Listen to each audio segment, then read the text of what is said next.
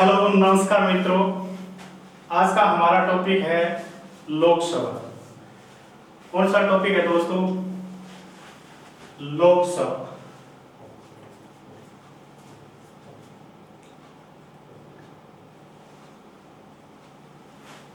दोस्तों हमने last class के अंदर राज्यसभा पढ़ ली थी। आज का हमारा टॉपिक है लोकसभा। आज हम इस पर बात करेंगे। लोकसभा, लोकसभा।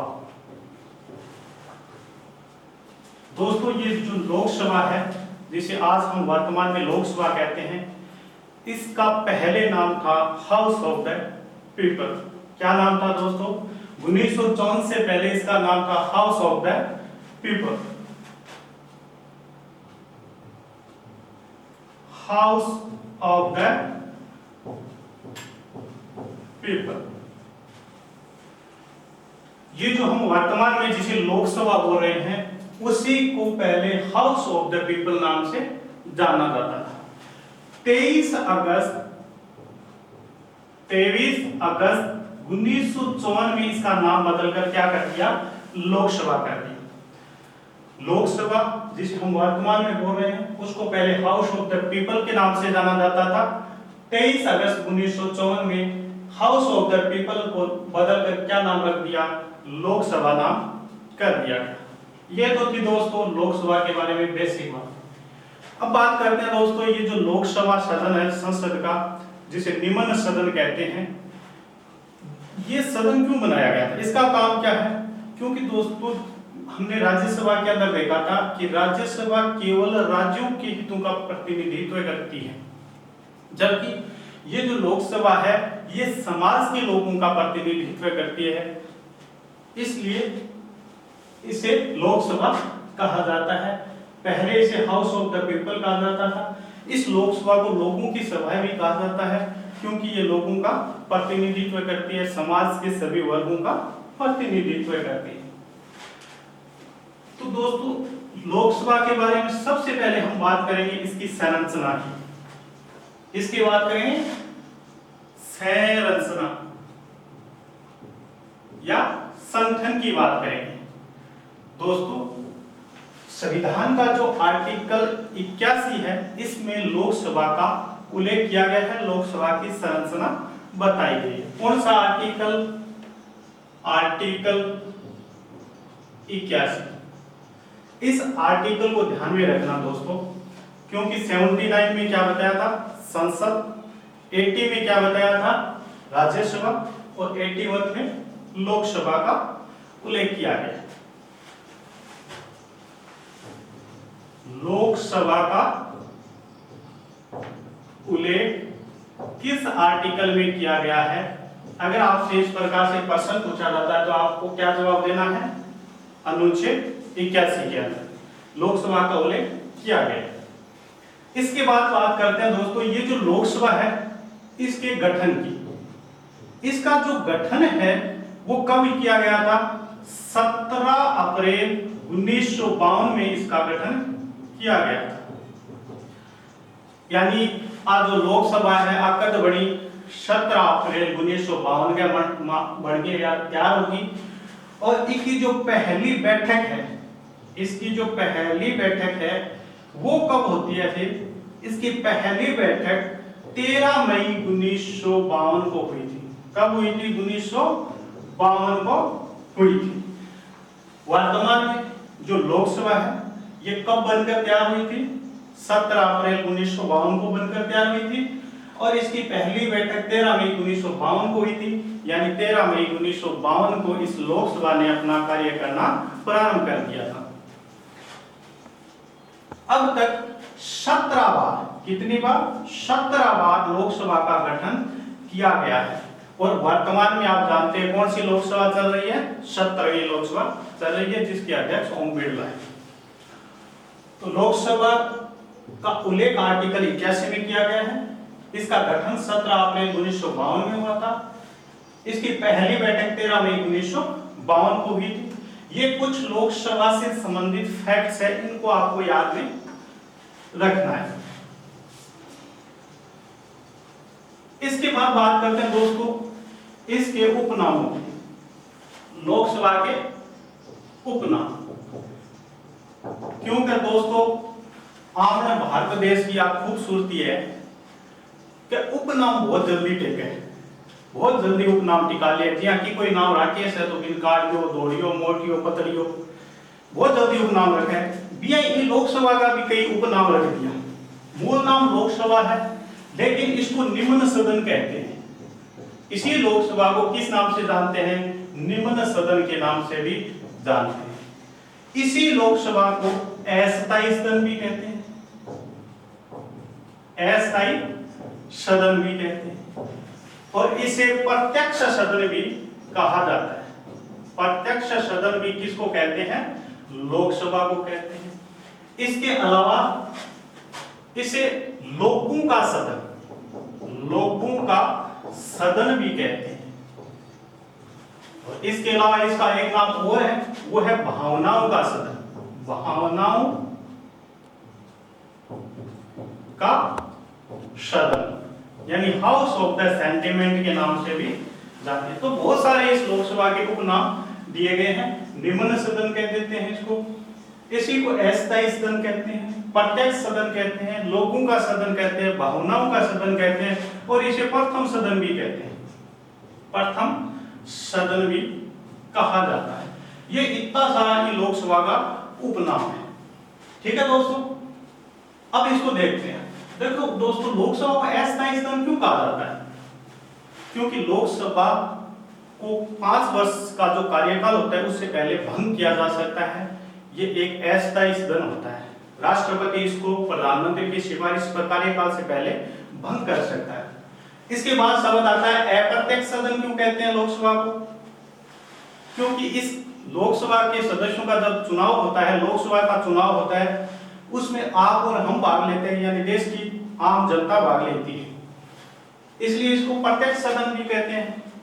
इस लोकसभा को लोगों का सदन भी कहा जाता है, यानी हाउस ऑफ द पीपल, लोगों का सदन भी कहा जाता है। क्यों कहा जाता है लोगों का सदन? क्योंकि लोकसभा के चुनाव में देश की आम जनता, देश के लोग भाग लेते हैं, इसलिए इसे लोगों का सदन कहते हैं। और साथ में ये भी ध्यान रखना दोस्तों, लोकसभा के जो चुनाव है इसी को आम चुनाव के नाम से भी जाना जाता है। क्योंकि क्यों कहा जाता है आम चुनाव? क्योंकि आम जनता इसके अंदर भाग लेती है। इसके बाद बात करते हैं दोस्तों, इसे भावनाओं का सदन भी कहा जाता है। किसका सदन? भावनाओं का सदन, हाउस ऑफ द सेंटिमेंट भी कहा जाता है। क्यों कहा जाता है इसको हाउस ऑफ द सेंटिमेंट? देखो दोस्तों, जनता किसे पसंद करती है, जनता किस राजनीतिक दल को सत्ता में देखना चाहती है, आप इस लोकसभा को देख लीजिए, आपको सब मालूम पड़ जाएगा जनता क्या चाहती है। जनता का जो रिफ्लेक्शन है, वो रिफ्लेक्शन हमें कहां दिखाई देता है? लोकसभा के अंदर दिखाई देता है। लोगों की भावनाएं हमें लोकसभा में दिखाई देती है, इसलिए इसको भावनाओं का सदन, हाउस ऑफ द सेंटिमेंट कहा जाता है। तो ये सारे लोकसभा के उपनाम हैं: निम्न सदन, अस्थायी सदन, प्रत्यक्ष सदन, लोगों का सदन, प्रथम सदन और भावनाओं का सदन। इसके बाद बात करते हैं दोस्तों लोकसभा सीटों की। लोकसभा सीटों की बात करते हैं तो दोस्तों पहले तो ये ध्यान रखना कि संविधान के अंदर जो 84वां संविधान संशोधन किया गया था 2001 के अंदर, इसके द्वारा ये निर्धारित किया गया था कि 2026 तक लोकसभा की जो सीटें हैं वो नहीं बढ़ाई जाएगी। यानी वर्तमान में जितनी सीटें हैं लोकसभा की उतनी ही सीटें रहेंगी। 2026 तक ये सीटें नहीं बढ़ाई जाएगी। लोकसभा के साथ साथ राज्यों की विधानसभा सीटों का भी निर्धारण किया था कि उनकी सीटें भी 2026 तक नहीं बढ़ाई जाएगी। ये प्रावधान किस संविधान संशोधन के द्वारा किया गया था? संविधान में 84वें संविधान संशोधन 2001 के द्वारा किया गया था। इसके बाद देखो दोस्तों, ये जो लोकसभा के अंदर राज्यों से कितने सदस्य निर्वाचित होकर आएंगे, केंद्र शासित प्रदेशों से कितने सदस्य निर्वाचित होकर आएंगे, इन लोकसभा के अंदर इन राज्यों और केंद्र शासित प्रदेशों की सीटों का जो आवंटन किया गया है, ये आवंटन किस आधार पर किया गया है? उस राज्य की जनसंख्या के आधार पर किया गया है, उस राज्य की जनसंख्या के आधार पर किया गया है। और ये जो जनसंख्या है इसका जो आधार माना गया है वो आधार 1971 की जनगणना को माना है, 1971 की जनगणना को माना गया है। यानी लोकसभा के अंदर राज्यों कितना होगा चुनेंगे, केंद्र शासित प्रदेशों कितना सदस्य होगा चुनेंगे, वे जो सीटा बांटेगी है वह को आधार की है बी राज्य की जनसंख्या। यानी अगर राजस्थान के को 25 सीटें दी गई है तो वो 25 सीटें किस आधार पर दी गई है, 1971 में राजस्थान की कितनी जनसंख्या थी उसके आधार पर दी गई है। इसके अलावा जब 2026 के बाद लोकसभा की सीटें बढ़ाई जाएगी उस समय जो जनसंख्या का आधार माना जाएगा वो 2001 की जनगणना को माना जाएगा।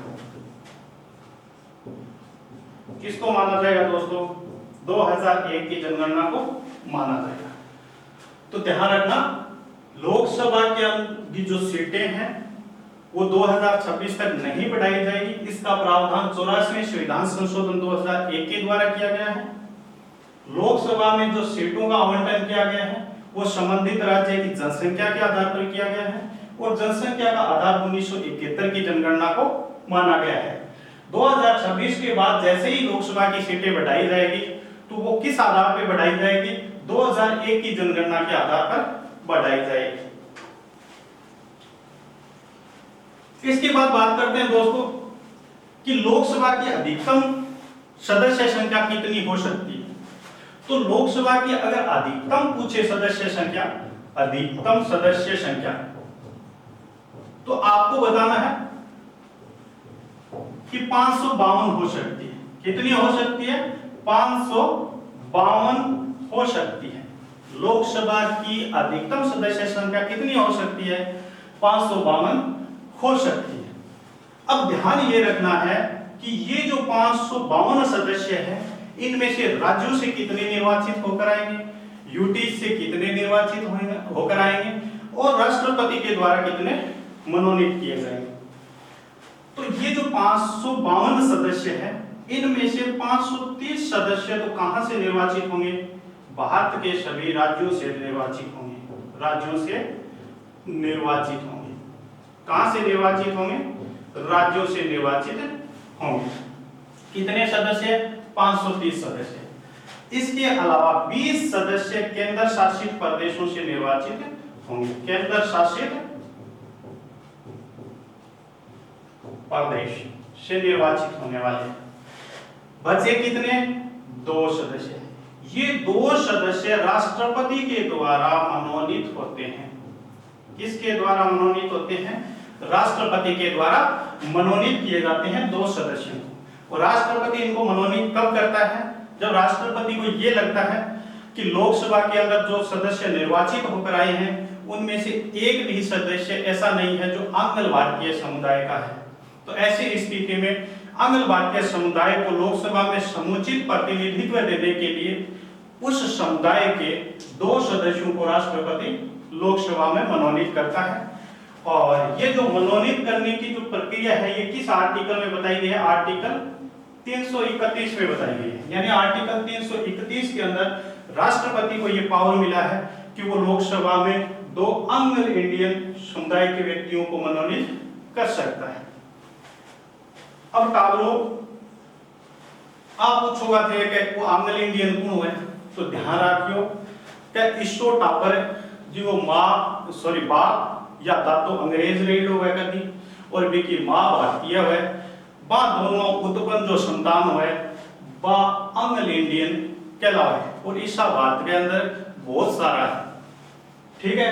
तो बी समुदाय ने समुचित प्रतिनिधित्व देने के लिए राष्ट्रपति आर्टिकल 331 के तहत 2 सदस्य लोकसभा में मनोनीत करता है। ये तो बात हो गई लोकसभा की अधिकतम सदस्य संख्या की। लेकिन वर्तमान की अगर मैं बात करूं, वर्तमान के अंदर लोकसभा में कितने सदस्य हैं, तो आपको बताना है 545 सदस्य। वर्तमान में लोकसभा के अंदर कितने सदस्य हैं दोस्तों, 545 सदस्य हैं। अब थे आ कैसे हो गया, आ के बाद तो ये अधिकतम 552 है और थे के या वर्तमान में 545 है, तो 7 सदस्य घट गया। तो ध्यान देना दोस्तों कि ये जो 7 सदस्य है, ये जो 7 सीटें हैं, ये किसके लिए खाली छोड़ी गई है? ये छोड़ी गई है पीओके के लिए, यानी पाकिस्तान अधिकृत कश्मीर। पाकिस्तान अधिकृत कश्मीर वाला जो एक बहुत बड़ा क्षेत्र है जिस पर जबरदस्ती पाकिस्तान ने कब्जा कर रखा है, वो क्षेत्र जिस दिन भारत में शामिल होगा उस दिन ये 7 सीटें इस पीओके वाले क्षेत्र से भरी जाएगी। इसलिए वर्तमान में कितनी सीटें हैं आती है? 545 आती है। हर बार 7 सीटें खाली रहती हैं। जिस दिन पीओके पे पूर्णतः भारत का अधिकार हो जाएगा उस दिन वो 7 सीटें कहां से भरी जाएगी? पीओके से भरी जाएगी। ठीक है, इसलिए वर्तमान में कितनी सीटें हैं? 545 सीटें। ये जो 545 सीटें हैं, इनमें से 530 तो राज्यों से निर्वाचित है। कहां से निर्वाचित है? राज्यों से निर्वाचित है। और 13 सदस्य केंद्र शासित प्रदेशों से निर्वाचित है। केंद्र शासित प्रदेश से निर्वाचित है। इसके अलावा 2 सदस्य राष्ट्रपति के द्वारा मनोनीत किए गए हैं। 2 सदस्य राष्ट्रपति के द्वारा मनोनीत किए गए हैं। देखो दोस्तों, यहां पर अधिकतम जो बताई थी मैंने 552, उसमें 20 केंद्र शासित प्रदेशों से आ रहे थे, लेकिन वर्तमान में कितने आ रहे हैं केंद्र शासित प्रदेशों से? 13 ही, यानी 7 कम आ रहे हैं। तो ये 7 वही है पीओके वाले। ठीक है, तो वर्तमान में 545 सदस्य हैं, जिनमें से 530 तो राज्यों से निर्वाचित है, 13 सदस्य केंद्र शासित प्रदेशों से निर्वाचित है और 2 सदस्यों को राष्ट्रपति मनोनीत किया है। तो इस प्रकार से कुल वर्तमान में 545 सीटें हैं। अब बात आती है कि कौन से राज्य से सबसे ज्यादा सीटें भरी जाती है लोकसभा की, यानी लोकसभा के अंदर किस राज्य की सबसे ज्यादा सीटें हैं? तो ध्यान रखना यूपी की। यूपी की क्यों है दोस्तों? थोड़ी समय पहले मैंने बताया था कि ये जो सीटों का आवंटन किया गया है ये जनसंख्या के आधार पर किया गया है, और आप जानते हैं कि भारत में सबसे ज्यादा जनसंख्या किस राज्य की है? यूपी की है। तो स्वाभाविक सी बात है वहीं से सबसे ज्यादा सीटें आनी थी। तो यूपी से कितनी सीटें आती हैं लोकसभा के अंदर? 80 सीटें। कितनी सीटें दोस्तों? 80 सीटें आती है। सर्वाधिक सीटें यूपी की ही है।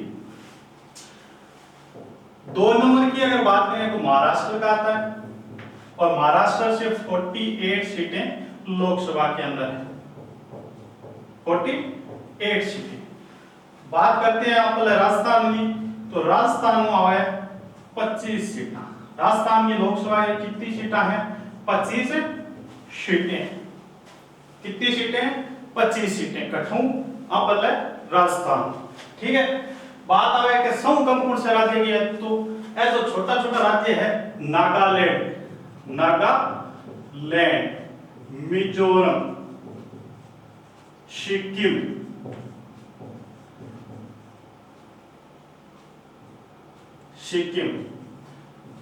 राज्य केवल 1 सीट आती है लोकसभा में। एक व्यक्ति निर्वाचित होकर आता है इन 3 राज्यों से, एक व्यक्ति लोकसभा में। राजस्थान से 25 जाते हैं, यूपी से 80 आते हैं, महाराष्ट्र से 48 आते हैं। सर्वाधिक यूपी के है, 2 नंबर पे महाराष्ट्र का है, राजस्थान का 25 है।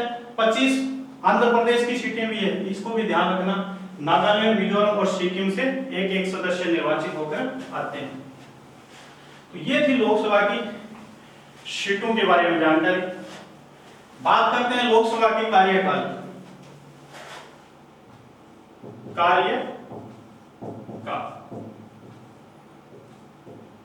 लोकसभा का कार्यकाल। देखो दोस्तों, सामान्यतः लोकसभा का कार्यकाल 5 वर्ष का होता है, लेकिन ये एक ऐसा सदन है, इसलिए प्रधानमंत्री की सलाह पर राष्ट्रपति इसको 5 वर्ष से पहले भी भंग कर सकता है। यानी सामान्यतः इसका कार्यकाल 5 वर्ष का होता है, लेकिन ये एक अस्थायी सदन होने के नाते प्रधानमंत्री की सिफारिश पर, प्रधानमंत्री की सलाह पर जो भारत का राष्ट्रपति है वो इसे समय से पहले, कार्यकाल से पहले भंग कर सकता है। राष्ट्रपति भंग कर सकता है। ठीक है, इस बात को भी ध्यान रखना। लोकसभा कैसा सदन है? अस्थायी सदन है। अस्थायी सदन है, इसका मतलब वो प्रधानमंत्री की सलाह पर राष्ट्रपति इसे भंग कर सकता है कार्यकाल से पहले भी। और सामान्यतः लोकसभा का कार्यकाल 5 वर्ष का होता है। लेकिन दोस्तों यहां पर एक बात नोट कर लेना कि अगर देश के अंदर राष्ट्रीय आपातकाल लगा हुआ है आर्टिकल 352 के तहत, अगर देश के अंदर आर्टिकल 352 के तहत राष्ट्रीय आपातकाल लगा हुआ है, तो ऐसी स्थिति में लोकसभा का कार्यकाल बढ़ाया जा सकता है। ये इंपॉर्टेंट क्वेश्चन बनता है दोस्तों, ध्यान में रखना। और एक बार में 1 वर्ष के लिए कार्यकाल बढ़ाया जा सकता है, इसको भी ध्यान में रखना। पहली बात, आर्टिकल 352 के तहत राष्ट्रीय आपातकाल लगा हुआ है, ऐसी स्थिति में लोकसभा का कार्यकाल बढ़ाया जा सकता है या नहीं, तो आपका करना है बढ़ाया जा सकता है। और कितना बढ़ाया जा सकता है? एक बार में 1 वर्ष इसको बढ़ाया जा सकता है। और ऐसा एक बार हुआ भी था दोस्तों, जब देश की प्रधानमंत्री इंदिरा गांधी थी, उसने क्या किया, 1977 के अंदर लोकसभा का कार्यकाल 1 वर्ष बढ़ाया था। क्योंकि आप जानते हैं 5वीं लोकसभा का जो कार्यकाल था वो 1971 से 76 तक था। अब 1975 में देश के अंदर इमरजेंसी लगा दी थी इंदिरा गांधी ने, इसलिए 1976 में लोकसभा चुनाव का सामना ना करना पड़े, इसलिए इंदिरा गांधी ने क्या किया, ये जो 1971 वाली 5वीं लोकसभा थी, इसका कार्यकाल 1 वर्ष बढ़ाकर 1977 कर दिया। और 6ठी लोकसभा जो थी उसका चुनाव फिर 1977 में करवाया गया था। पहली बात। दूसरी बात ध्यान रखना दोस्तों, ये जो 1 साल का कार्यकाल बढ़ाया जाता है लोकसभा का, ये राष्ट्रीय आपातकाल के दौरान ही बढ़ाया जा सकता है, इसके अलावा कोई ऐसी परिस्थिति नहीं आती जिसके तहत इसको बढ़ाया जा सकता है। और दूसरी बात ये भी ध्यान रखना, अगर राष्ट्रीय आपातकाल समाप्त हो जाता है तो समाप्त होने के बाद 6 माह से अधिक इसका कार्यकाल नहीं रह सकता। तो 2 कंडीशन आ गई, कार्यकाल बढ़ाया जा सकता है और एक बार में 1 वर्ष के लिए बढ़ाया जा सकता है, लेकिन राष्ट्रीय आपातकाल समाप्त होने के बाद इसका कार्यकाल 6 माह से ज्यादा नहीं रह सकता है। ये जो 1 वर्ष का कार्यकाल इंदिरा गांधी ने बढ़ाया था, इसके लिए इसने संविधान संशोधन भी किया था, 42वां संविधान संशोधन सन 1976 के अंदर। कब किया था? 1976 में। और इस संविधान संशोधन के द्वारा क्या किया गया, लोकसभा का जो कार्यकाल 5 वर्ष का होता था, इस 5 वर्ष से इसको बढ़ाकर 6 वर्ष कर दिया था। तो इस प्रकार से जब क्वेश्चन आता है कि लोकसभा का कार्यकाल 5 वर्ष से बढ़ाकर 6 वर्ष कब किया गया, 1976 में किया गया था, किस संविधान संशोधन के द्वारा किया गया, 42वें संविधान संशोधन के द्वारा किया गया था, और किस प्रधानमंत्री के समय किया गया था, इंदिरा गांधी के समय किया गया था। बाद में 44वां जो संविधान संशोधन है, उस 44वें संविधान संशोधन 1978 के द्वारा इसे वापस 6 वर्ष से कितना कर दिया गया, 5 वर्ष कर दिया गया। और वर्तमान में कितना है कार्यकाल लोकसभा का, 5 वर्ष। ठीक है, तो 42वें संविधान संशोधन के द्वारा तो 5 वर्ष से 6 वर्ष का कार्यकाल किया गया था, लेकिन 44वें संविधान संशोधन के द्वारा मोरारजी जी देसाई की सरकार ने इसको वापस घटाकर कितना कर दिया, 6 वर्ष से 5 वर्ष कर दिया था।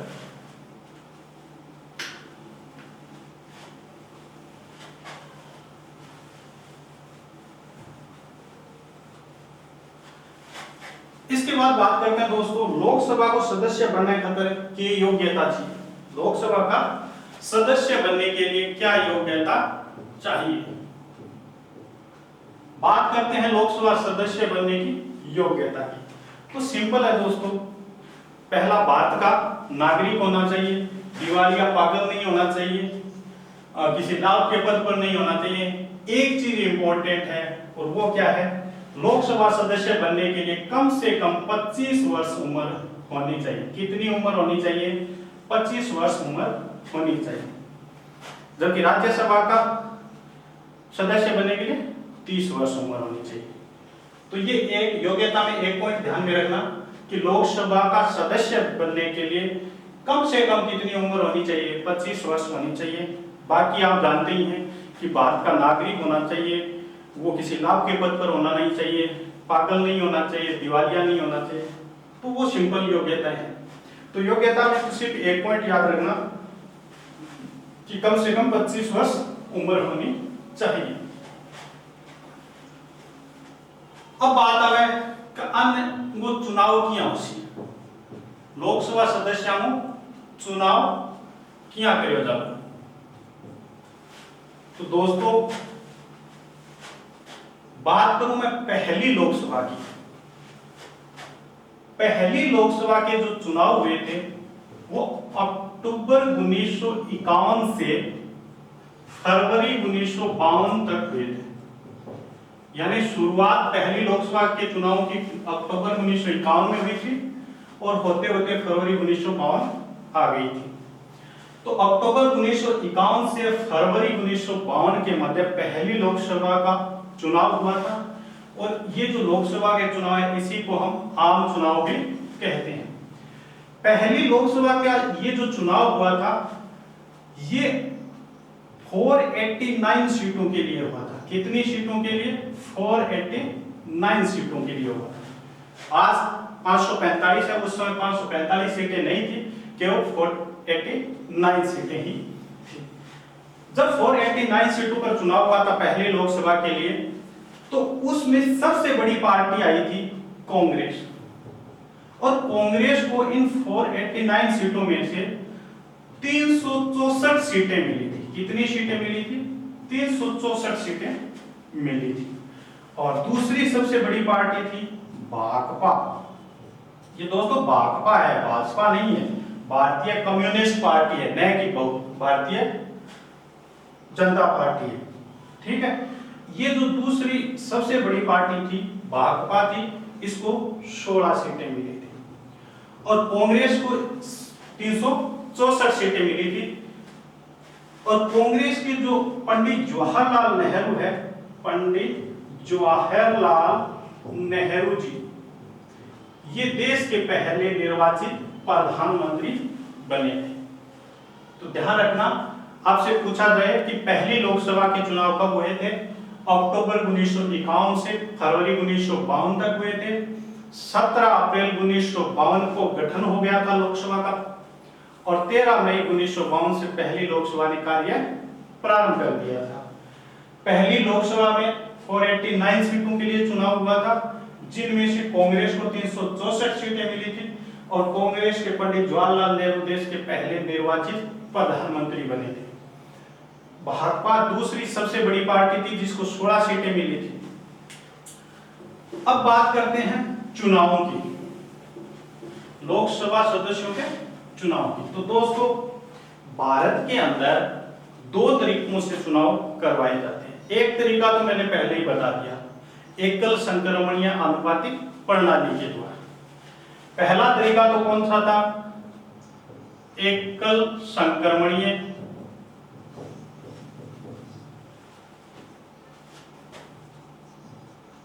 आनुपातिक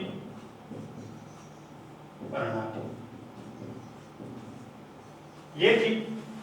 इस विधि से राष्ट्रपति, उपराष्ट्रपति, राज्यसभा सदस्य, राज्य विधान परिषद के सदस्यों के चुनाव करवाए जाते हैं। दूसरा जो तरीका है वो है first past the post, sorry first past the post, first past the post.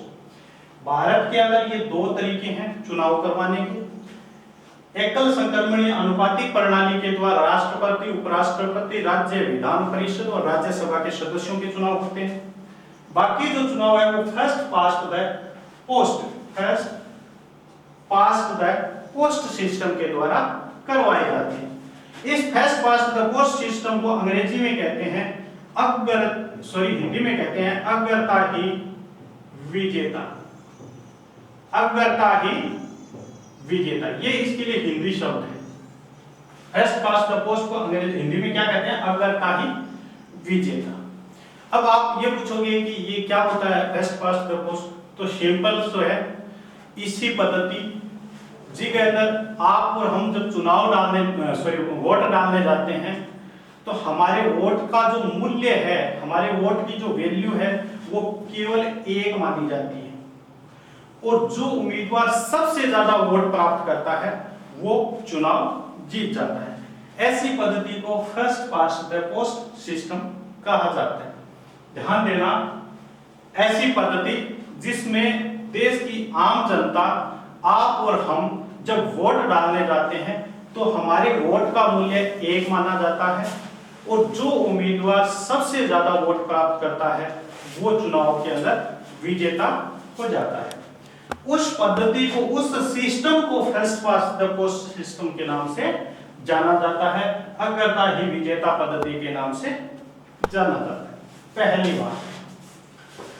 अब थे आप पूछोगा कि फर्स्ट पास्ट द पोस्ट पद्धति या ऐसे शब्दों का संविधान में क्या उल्लेख किया गया है, तो दोस्तों इस प्रकार के शब्दों का संविधान में उल्लेख नहीं किया गया।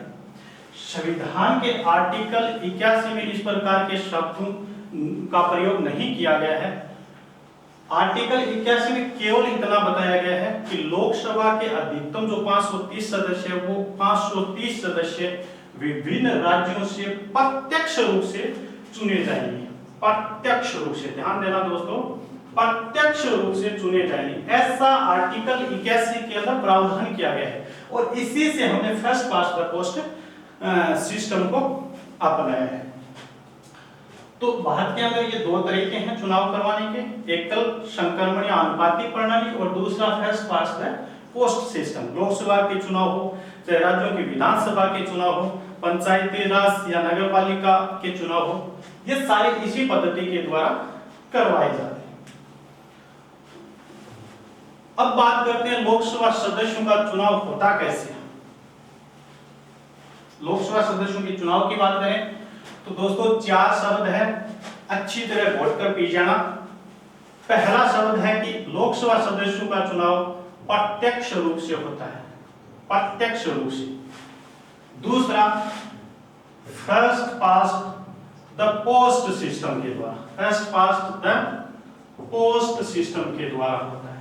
तीसरा शब्द कौन सा है, गुप्त मतदान के द्वारा होता है, गुप्त मतदान के द्वारा चुनाव होता है। और चौथा, वैश्यक मताधिकार के द्वारा, वैश्यक मताधिकार के द्वारा इनके चुनाव करवाए जाते हैं। तो ये 4 शब्द है, अच्छी तरह समझ लेना दोस्तों।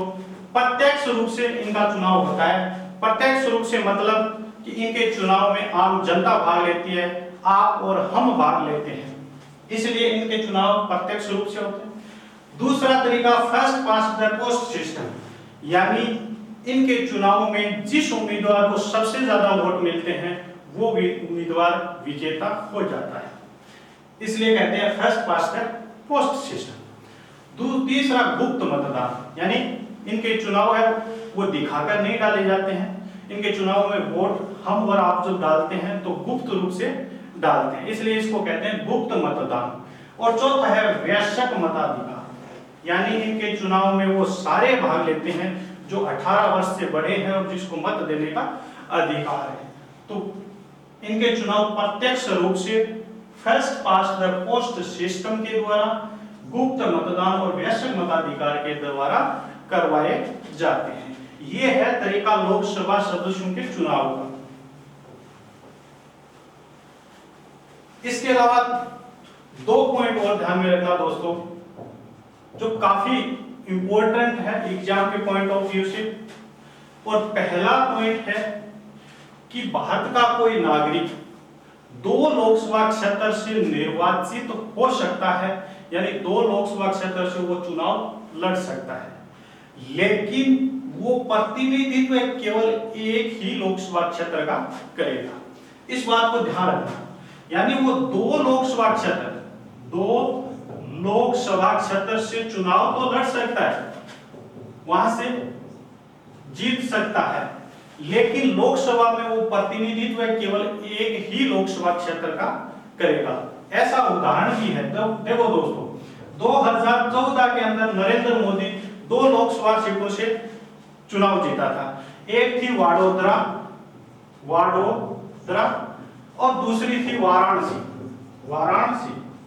इन दोनों सीटों से ये चुनाव जीते थे नरेंद्र मोदी। लेकिन नरेंद्र मोदी जो है, इन्होंने केवल वाराणसी लोकसभा सीट का ही लोकसभा में प्रतिनिधित्व किया था और वडोदरा सीट से त्यागपत्र दिया था। क्यों दिया था? क्योंकि ऐसा संविधान में लिखा हुआ है कि भारत का कोई नागरिक 2 लोकसभा क्षेत्र से चुनाव तो लड़ सकता है, लेकिन लोकसभा में प्रतिनिधित्व केवल एक ही लोकसभा क्षेत्र का कर सकता है, दूसरे का नहीं। पहला पॉइंट ये। दूसरी बात, भारत का कोई नागरिक 2 विधायी सदनों का सदस्य नहीं बन सकता। 2 विधायी सदनों का सदस्य नहीं बन सकता है। अगर बन भी जाता है तो उसको 10 दिन के अंदर सूचना देनी होगी कि वो किस विधायी सदन का सदस्य रहना चाहता है। अगर वो सूचना 10 दिन के अंदर नहीं देता है तो उसका जो पुराने वाला सदन होता है उससे उसकी सदस्यता को निरस्त कर दिया जाता है। अब थे आपको गुरुजी के कहानी सी बात हमारे तो कोनी पल्ले पड़ी, तो आपने मारवाड़ी तरीकों समझ लिया। देखो दोस्तों, आपने राजस्थान को मान लो कोई विधायक है, एमएलए, वो राजस्थान से विधानसभा सदस्य है और विधानसभा एक विधायी सदन है। यानी एक तो ये हो गया विधायी सदन, इसका सदस्य हो गया एमएलए, और उसी विधायक ने, उसी एमएलए ने बाद में एमपी का चुनाव भी अगर लड़ा है, लोकसभा सदस्य का चुनाव भी लड़ा है और वहां से भी वो जीत जाता है, तो ऐसी स्थिति में वो क्या करेगा, उसको 10 दिन के अंदर सूचना देनी होगी कि वो लोकसभा का सदस्य रहना चाहता है या राज्य की विधानसभा का सदस्य रहना चाहता है। अगर वो नहीं देता है 10 दिन के अंदर सूचना, तो उसका जो पुराने वाला यानी राज्य की विधानसभा का जो सदस्य था एमएलए के रूप में, वहां से उसकी सदस्यता निरस्त कर दी जाएगी और जो बाद में चुनाव जीता है यानी लोकसभा सदस्य के रूप में उसकी सदस्यता बरकरार रहेगी। तो इसका मतलब कि कोई भारतीय नागरिक 2 विधायी सदनों का सदस्य नहीं रह सकता है। अगर बाई चांस बन भी जाता है तो 10 दिन के अंदर उसको सूचना देनी होगी कि वो किस सदन का सदस्य रहना चाहता है। तो इस प्रकार से लोकसभा के सदस्यों का चुनाव किया जाता है प्रत्यक्ष रूप से first past the post system के द्वारा, गुप्त मतदान और वैश्विक मताधिकार के द्वारा इनका चुनाव किया जाता है।